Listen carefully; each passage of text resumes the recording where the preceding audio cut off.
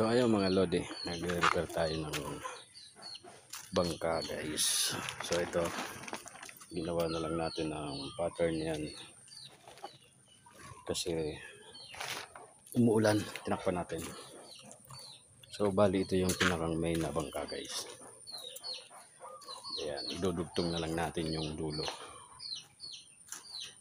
Yan. Ito na yung fiber guys. So kasi dito ang 5 hanggang 6 kasi malapad to eh.